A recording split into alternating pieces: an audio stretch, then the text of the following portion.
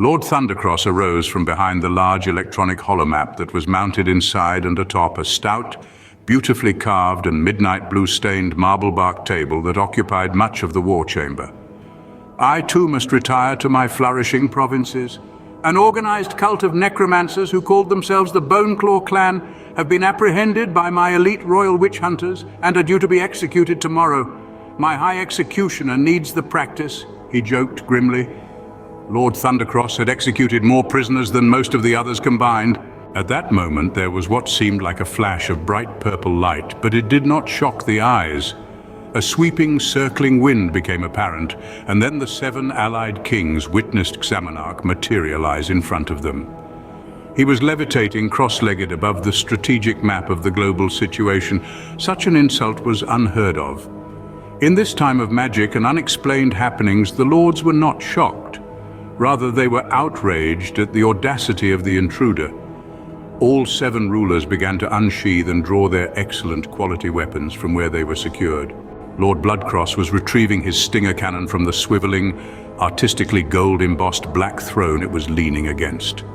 Lord Firecross reefed urgently at the sling of his Utopian multi-barreled Gatling assault shotgun.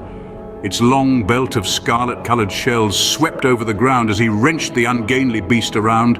Lord Steelcross already had his incredibly advanced chainsword in his hands. He fingered the trigger, initiating a high-pitched precision whine that echoed imposingly around the multi-regal chamber.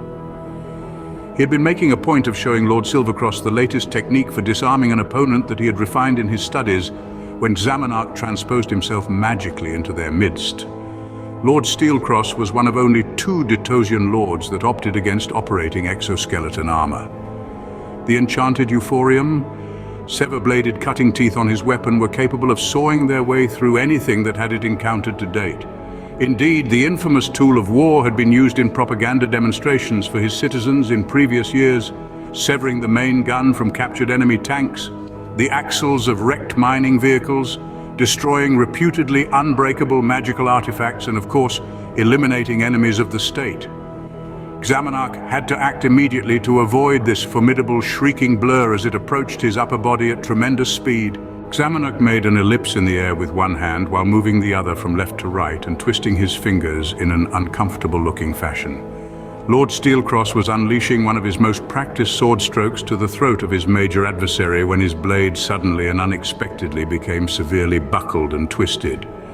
The chain was still spinning impossibly, and it spiraled around to make contact with Lord Steelcross's face. He tried in vain to drop the now belligerently animated weapon, but it was magically adhered to his hands. The short, sharp scream that followed coincided with a heavy shower of fine blood, flicked up and outward by the digging, mechanically powered chain blade. It covered everyone else in the room and ran down their angered faces.